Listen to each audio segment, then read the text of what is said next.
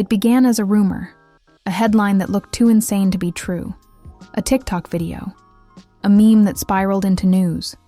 But then it was confirmed, not by gossip, not by some anonymous post, but by both governments themselves.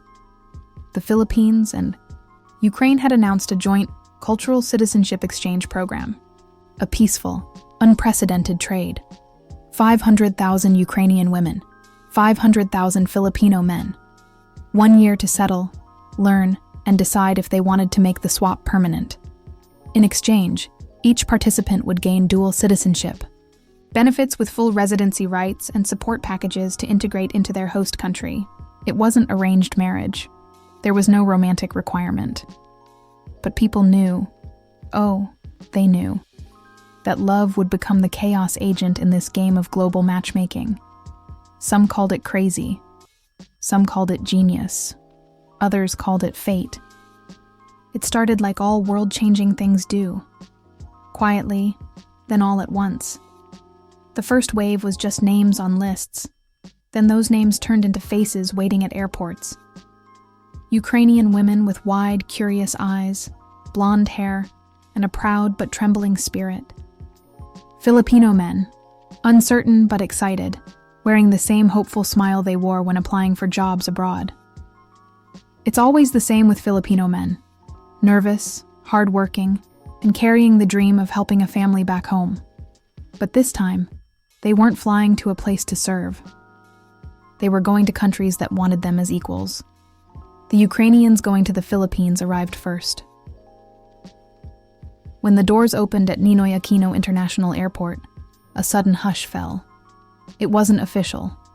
No red carpets, no marching bands. Just people watching from glass hallways and posters that said, "Mabuhay," with coconut trees printed behind the text. But something unplanned happened.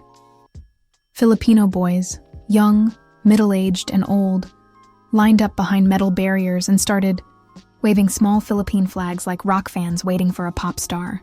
The Ukrainian women walked out wearing denim jackets, winter pastel scarves, and matching blue and yellow luggage tags. They thought they were the strange ones, but what they saw next stunned them. Every Filipino man waiting there froze in awe, swallowed hard, and whispered one word in unison: "Wow."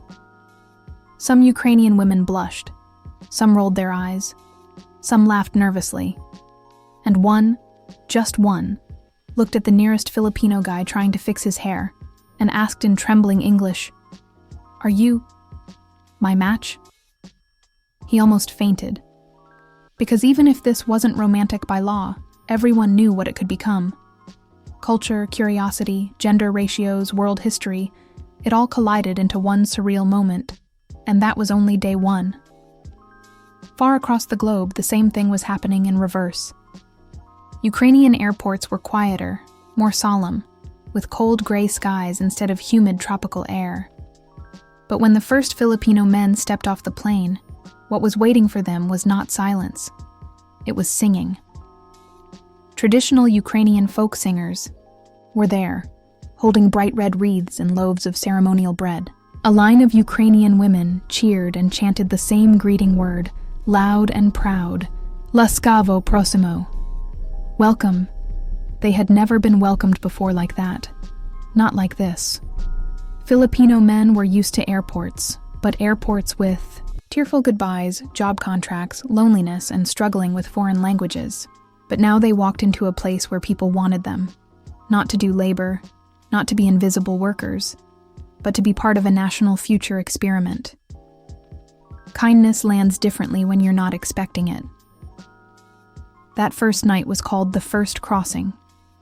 500,000 Ukrainian women went into temporary housing centers across Luzon, Visayas, and Mindanao.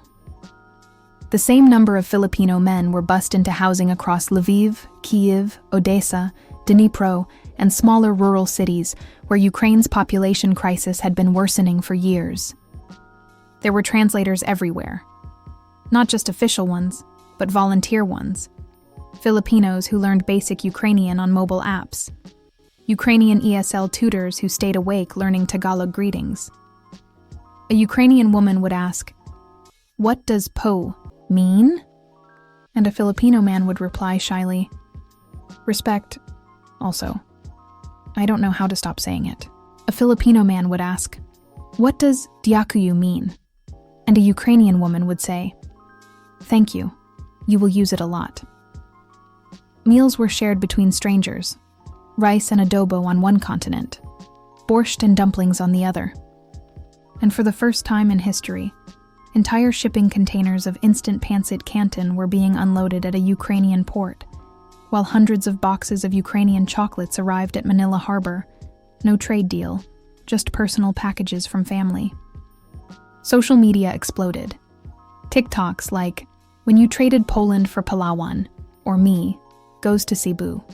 My friends, married with Lechon in 2 weeks. Or Filipino men in Ukraine be like, where's the rice? What seemed like a bizarre cultural experiment slowly changed shape. People started rooting for it. Love wasn't required, but it was forming anyway. The funniest thing was how national stereotypes melted. Ukrainian women came in expecting Filipino men to be shy, quiet, maybe outdated. But the men were funny, sweet, talkative. The kind who carried groceries without being asked, who said, take care, even after the shortest conversation. Filipino men came in expecting Ukrainian women to be cold, serious, maybe snobbish. But the women were witty, direct, passionate. The kind who said exactly what they felt, who didn't sugarcoat anything, and who looked at you intensely when asking what you believed in.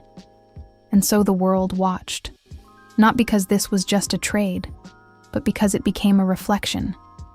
A story about loneliness being healed by unfamiliar kindness. About two cultures misunderstood and underestimated finally being seen for their true worth. About people learning to trust strangers, not because they had to, but because they wanted to. But not everything was smooth. The backlash began. The political pressure, the activists, the protest signs. People aren't products. Stop turning romance into policy. Homes, not exchanges. But in the middle of all the shouting, came one unexpected voice. A Ukrainian woman on day 6 living in Cavite posted on TikTok, I don't feel traded, I feel chosen. Her video hit 5 million views in 2 days. That was when everyone realized it wasn't about citizenship. It was about belonging. And it was only just beginning. The first week was about arrival. The second week was about adjustment. The third week, well, that was when things got interesting. Back in Metro Manila, inside a converted community center in Bulacan, a group of Ukrainian women were learning the one thing that no immigration orientation ever prepared them for: Filipino humor. It started when a petite Filipino woman named Marites, yes, that was her real name, handed a Ukrainian woman named Anastasia a reheated lumpia and said, "Uy, you have to try this. It's like spring roll but more feelings." Anastasia blinked. "More what?" "Feelings," Marites repeated, nodding like this was a scientific fact. "Not just crunch. Filipino lumpia has emotion." There was a pause, then a giggle, then a burst of laughter that filled the room. That's how Filipino humor worked, they would later say. Not sharp, not sarcastic, but full of personality, a language of laughter that wrapped awkwardness like a blanket and made strangers feel like family. Meanwhile, in Ukraine, Filipino men were adjusting not just to the weather, which dipped to freezing in some regions, but to how Ukrainians expressed affection. In the Philippines, affection was shy, soft, in the form of "kumain ka na ba?" and "ingat," but in Ukraine, no hiding, no pretending. One Ukrainian woman named Yulia stood directly in front of a Filipino man named Robbie on day 10 in Kiev and said, "I like you. I think you are kind and funny. Would you like to walk with me tomorrow?" Robbie was not ready for that level of emotional directness. He took a step back and scratched his neck. Okay lang po?" "Po?" Yulia repeated, confused. Sorry, it's like..." "Never mind. Yes, I want to walk with you." "Good," she replied. "Do not make me chase you. I am not that type." Filipino TikTok went insane. Biro just said "po" to a European queen. And just like that, Millions of Filipinos started learning Ukrainian slang. Meanwhile, Ukrainians began saying po without knowing what it meant. New outsider languages started forming. Can you pass the bread, po? Diakuyu, po. What the heck is haya? It's hard to explain. You feel shy, but polite. But guilty, but respectful. You'll feel it. There was no official matchmaking, but connection was unavoidable. Day 19 in Odessa, a Ukrainian woman named Katerina invited some Filipino men to her grandmother's house for dinner. They came in with slippers and mano po instincts, like they would do in a Filipino household. But when they put their hand to the grandma's forehead, the Ukrainian Lola stepped back, confused. What are you trying to do, bless me? No po, one answered, panicking. It's respect. The grandmother stared, then smiled slowly, and cupped his face like he was her own grandson. That video went viral in Ukraine overnight, with the caption, "Filipinos do not just eat, they adopt your soul." Meanwhile, in Pampanga, a Ukrainian woman named Oksana was seeing her first Filipino fiesta. A marching band was playing Dancing Queen, and someone was inviting her to try Halo Halo while a full roasted lechon was rotating nearby like it was competing for attention. She saw children dancing in slippers, Lola gossiping while fanning themselves, a shirtless uncle eating with his bare hands, and someone yelling, "Shot! Shot!" Every 5 minutes it was chaos. Beautiful, weird, welcoming chaos. And she fell in love with all of it. Not romantically, but spiritually. "I thought home was cold and quiet," she said in a live stream. But here, even the silence has music. But not everything was sweet. The protests grew louder. Not from the people participating, but from people who feared losing culture by sharing it. Some Ukrainians said, "Why are we bringing foreign men here? We should help our own first." Some Filipinos said, "Why are we giving our women to foreigners?" Some critics said the exchange was marriage colonialism. But then, a Ukrainian woman named Irina, living with a Filipino host family in Samar, posted this. "I was worried I would feel like a visitor in a stranger's place. But every day, Filipinos make me feel like someone they've always been waiting for." Meanwhile, a Filipino man in Ukraine named Joel posted, "I came here ready to work, not ready to be wanted. I didn't know how empty my heart was until people started filling it with stories, food, and hugs for no reason." Suddenly, the hate softened. This wasn't an exchange of bodies. It was an exchange of brokenness for belonging, and then someone made the first real move that changed everything. It happened in Mindanao, where a Ukrainian woman named Natalia planted sunflowers in a local school garden and invited children to help. A Filipino farmer saw it and later planted mango seeds next to them. No one planned it. No one declared it a symbol, but a photo of it was shared online. A sunflower and a mango sapling growing beside each other. Ukraine and the Philippines in one soil. "It's not a trade," someone wrote in the comments. "It's a cross-pollination." That's when the first love story broke the headlines. Ukrainian woman named Dasha and a Filipino fisherman named Nilo got engaged on the shores of Zambales after only 23 days of knowing each other. People said it was too fast, but Dasha simply said, "When you know, you know." The rest is passport paperwork. Ukrainian media picked it up, then Philippine media, then global media. That changed everything. People stopped asking if the exchange program would work. They started asking how far it could go. Could it lead to mixed families? Could the cultures permanently blend? Could love, real, deep, stubborn love, save two countries broken by war and poverty? Suddenly, politicians didn't matter anymore. People started deciding for themselves. Filipino and Ukrainian content creators began collaborating. Schools began doing exchange lessons about history, language, and faith. Music artists began writing songs in Tagalog and Ukrainian mashups. Even the churches got involved. A Ukrainian Orthodox Mass invited Filipino singers to perform bayanihan. This was no longer an experiment. It was evolution, but what no one knew yet was that the real twist was coming. Because someone in the Ukrainian parliament was about to propose a bill that would affect not just the 500,000 Filipinos already there, but every Filipino who dreamed of entering Europe, and someone in the Philippine Senate was drafting a proposal to make Filipino-Ukrainian dual celebrations a national event. The exchange had started with curiosity, then turned into community, and now it was becoming a movement. The question wasn't whether love would survive cultural exchange. The question was how many lives it would change in the process. It began as a government experiment, but it ended as something the world couldn't ignore. By the start of month 6, the Filipino-Ukrainian Citizenship Exchange program had become a global phenomenon, not because every participant had found love, not because the experiment was perfect, but because it did something no government policy had ever done before. It sparked unity without condition. Both sides had moments of struggle and misunderstanding, but something even more powerful grew out of that. Something human, profound, and irreversible. In Ukraine, Filipino men had fully settled into local communities. They now moved through cobblestone markets not as immigrants, but as neighbors. They were coaching local football teams, teaching English in town halls, cooking adobo for curious Ukrainians who always asked, "Why does your food smell like hugs?"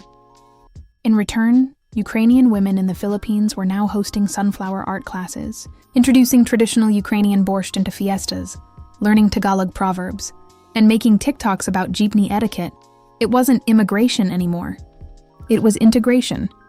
Then came the game changer, Ukrainian Senator Oksana. Vedmedeva walked into parliament holding a piece of paper, and cameras caught the moment the world was about to shift. "This is not just a bill," she said. "This is a future." The bill proposed permanent Filipino-Ukrainian mobility pathways, a legal structure that would allow Filipino men to apply for long-term residency and partner visas without marriage requirements, noting that the program was intended as a model of cultural revival, not forced romantic matching. It was the first immigration bill in history to recognize cultural bonding and mutual national healing as legitimate reasons for migration.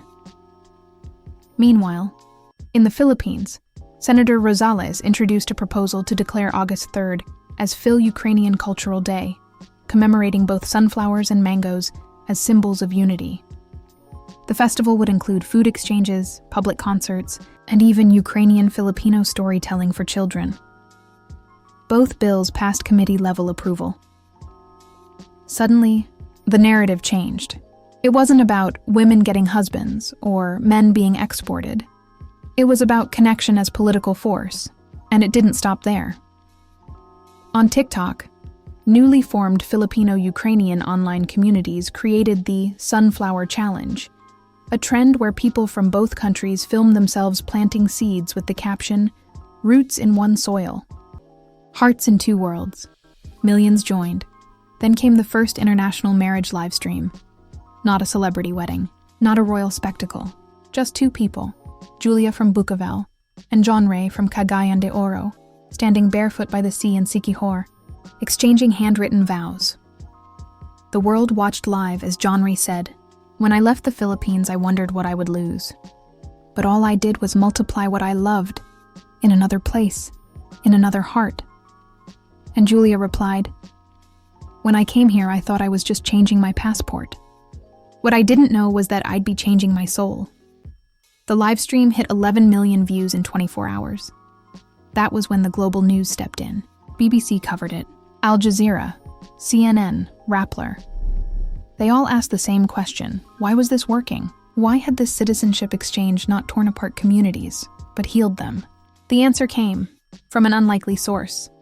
A Ukrainian grandmother named Irina spoke on a radio interview in Odessa and said, "Because Filipinos are not trying to replace us. They are trying to join us, and we are not trying to change them. We are trying to understand them." That same day, a Filipino fisherman living in Ukraine echoed her words in a Facebook post. "We didn't come here to be Ukrainians. We came here to love Ukrainians." People across both countries shared those lines like scripture. By month 9, the exchange wasn't an experiment anymore. It was a movement. Hybrid families began forming. Filipino men who married Ukrainian women began speaking mixed languages to their children. "Halika na, anak, pugulyay tayo. Nana, don't forget your pabaon for school." Schools in Kyiv began offering elective subjects in Filipino folklore and traditional games like tumbang preso. At the same time, Philippine schools began offering Ukrainian dance and language workshops. Then came the moment no one expected. A delegation of Filipino youth in Ukraine visited a memorial in Buka, a war site, and left flowers and candles with handwritten messages of peace in Tagalog. One Ukrainian man stared at the notes, reading them slowly, and then said, "They mourn with us, not just as foreigners, but as family." The video of that moment, a Filipino boy placing a sunflower beside a Ukrainian grave, went viral on both sides of the world. CNN called it an export of empathy. Rappler called it the quiet diplomacy of ordinary people. But then, something even more profound started happening. Filipinos and Ukrainians began traveling between the two countries, not because they had to, but because they wanted to. Filipinos flew to Kiev for Ukrainian summer festivals. Ukrainians flew to Palawan to experience island life.